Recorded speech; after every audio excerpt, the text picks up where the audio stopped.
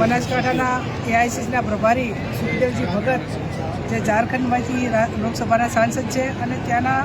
X પ્રદેશ president છે, આજે બનાસકાંઠાની મુલાકાત એમણે લીધી અને માતાજીના દર્શન કર્યા. અમે બધા જ તમામ કોંગ્રેસના આગેવાનોએ જે પહેલગામમાં ઘટના બની એ તમામ જે નાગરિકોના આત્માને શાંતિ મળે એના માટે માતાજીને પ્રાર્થના કરી અને એમના પરિવારને આ દુઃખ સહન કરવા માટેની માતાજી શક્તિ આપે એ પણ પ્રાર્થના કરીને સાથે અત્યારે સરહદ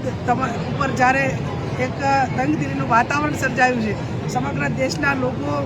એ આતંકવાદ અને પાકિસ્તાન સામે આક્રોશથી એક પ્રશાસન ઉપર, સરકાર ઉપર આર પાર અને એને પાઠ ભણાવવા માટેની અપેક્ષા રાખી રહ્યા છે. ત્યારે આ તબક્કે દેશના સૈનિકોને પાકિસ્તાનને આતંકવાદ સામે લડવા માટેની માતાજી શક્તિ આપે અને મા જગદંબા દેશના સૈનિકોનું, દેશના લોકોનું રક્ષણ કરે એ પણ પ્રાર્થના અમે કરી છે. ત્યારે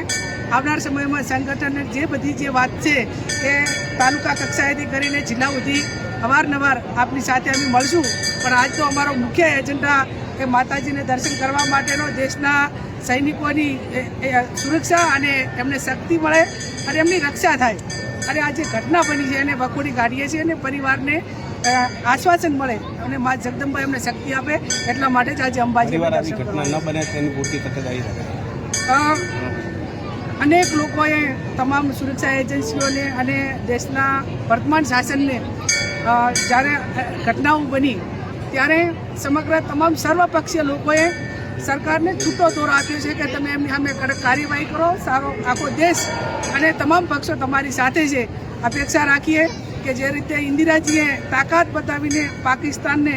ઊભા બે ભાગ કરી નાખ્યા હતા અને 90,000 જેટલા સૈનિકો ભારતને શરણે આવ્યા હતા, એવી એ ટાઈમે ઓછા સંસાધન હોવા છતાં,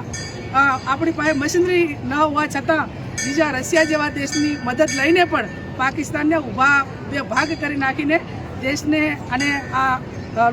સુરક્ષા આપવા માટેનું કામ કર્યું હતું ને પાકિસ્તાન એવી હરકત ના કરે એની શાન ઠેકાણે લાવવા માટેનું કર્યું હતું. એવો ને એવો પાવર એ વર્તમાન સરકાર, અત્યારે આપણે આટલા આધુનિક છીએ, બહુમતી છીએ, બીજા દેશના લોકોની પણ જ્યાં મદદ લેવાની થતી હોય, ભારત દેશ એ પોતે પણ સ્વનિર્ભર છે પાકિસ્તાન સામે પહોંચી વળવા માટે, તો એ તાકાત બતાવે એવી પણ સરકાર પાસે અપેક્ષા રાખી છે. सर, आप माँ के दर्शन के लिए बता रहे हैं.